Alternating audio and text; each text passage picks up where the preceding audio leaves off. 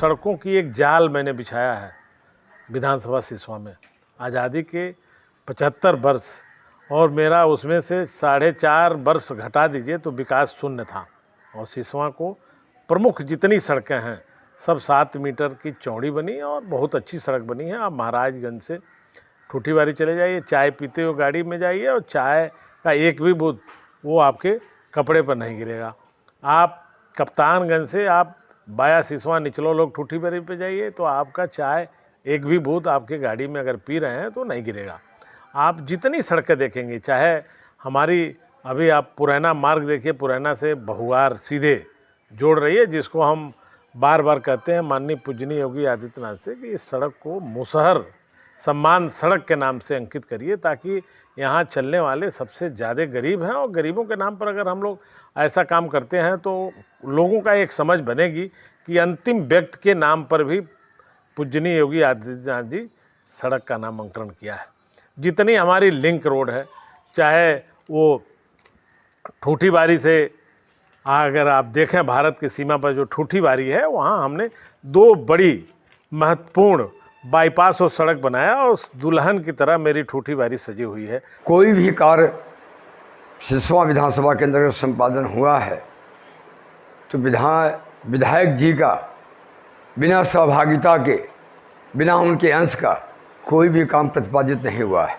यह आम जनमानस जानती है, सरकारी तंत्र भी सहभागीदार है, साथ ही सरकार भी, माननीय मुख्यमंत्री योगी जी भी जानते हैं और भाजपा के कार्यकर्ता भी जानती है।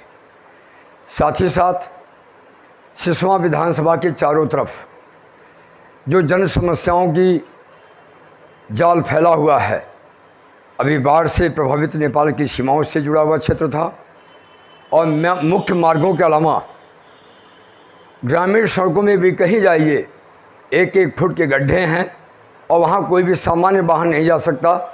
बीमार होने पर बीमारी की अवस्था में हॉस्पिटल जाना हो तो रास्ते में ही मौत हो जाती हैं। तमाम ऐसी दुर्व्यवस्थाएं हैं। अगर माननीय विधायक जी जनता की भावनाओं का सम्मान करते तो सिसवा नगर से जुड़ी हुई सिंदुरिया मार्ग है और ये ब्लॉक मार्ग होते हुए ये तमाम ऐसे मार्ग हैं जो भी मेन मार्ग से जुड़ी हुई मार्गें हैं, सब अस्त व्यस्त और इस रूप में है कि वहाँ वाहनों को ले जाना असंभव सा हो गया है। शिक्षा के क्षेत्र में हमने अमूक चूक परिवर्तन किया है। आज़ादी के 75वां साल है और हम जब विधायक बने थे तो 72 साल थी। तो हमने यहाँ अभी तक सिसवा विधानसभा में आपको जान के ताज्जुब होगा कि कोई राजकीय इंटर कॉलेज नहीं था। स्टेट हमेशा मालिक होता था। वो शिक्षा के क्षेत्र में हमारे महान जनता को, गरीबों को वो कभी नहीं चाहता था ये होशियार बने, ये पढ़ लिख लें, ये आगे जाएं, आगे चलें, आगे कमाएं, अच्छा काम करें। तो मैंने शिक्षा पर बहुत जोर दिया है। हमने राजकीय इंटर कॉलेज स्वीकृत कराई और राजकीय डिग्री कॉलेज भी स्वीकृत है जो सिसवा में बनने की तैयारी है। अभी जो है उसका पैसा रिलीज होने जा रहा, बट स्वीकृत हो गया। एक सोहागी बरवा में हमने कॉलेज बनवाया, एक बहुत ही अच्छा कॉलेज का एक शुरुआत किया है। कायाकल्प योजना में अगर आप देखें तो बहुत बड़े पैमाने पर 1600 विद्यालयों का जीर्णोद्धार हमने सिसवा के जो ज़िले में तो 1600 विद्यालय हैं प्राइमरी स्कूल, लेकिन सिसवा में अगर हम देखें सिसवा विधानसभा में कि लगभग 350-400 हमारे प्राइमरी स्कूल हैं, उनमें हमने कायाकल्प योजना के तहत बड़े पैमाने पर काम कराया है। शिक्षा के क्षेत्र में हाँ विकास हुआ है। वह विकास किया है कि शिक्षा के जो केंद्र हैं, जो सरकारी केंद्र हैं, वहाँ निरंकुशता इस स्तर तक बढ़ी है कि अध्यापक आते जाते रहे या नहीं रहते रहे। माननीय विधायक जी को सुविधा शुल्क मंथली उनको तय कर दीजिए। उनके सरकारी जो शिक्षक अधिकारी थे उनके माध्यम से सब कुछ सिस्टम तय करते रहे।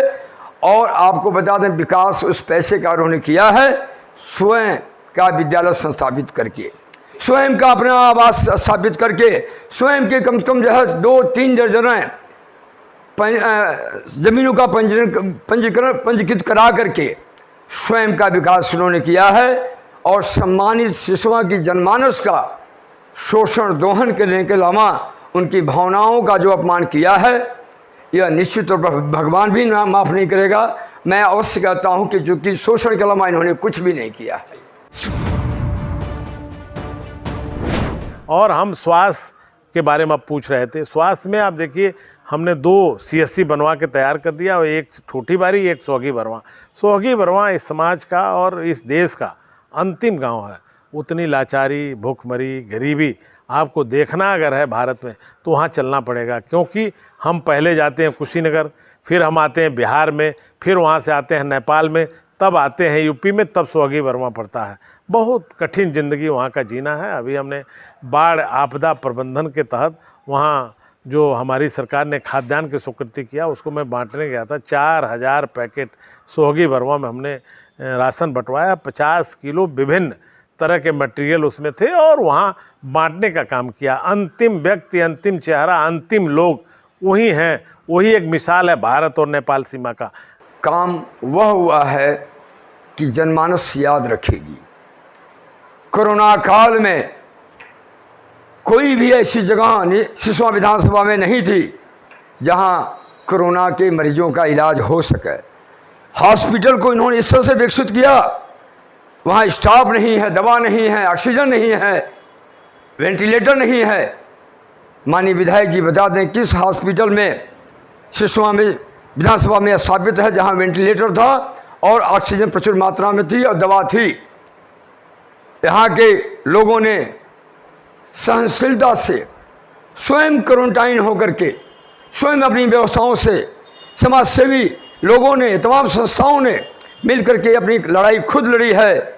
माननीय विधायक जी की भूमिका सिर्फ अगर कोई सप्लाई आपूर्ति दवा की आई या हॉस्पिटल से कोई मरीज आया या तमाम चीज़ें आई, सिर्फ दोहन शोषण के मामले में सहभागीदार हुए हैं।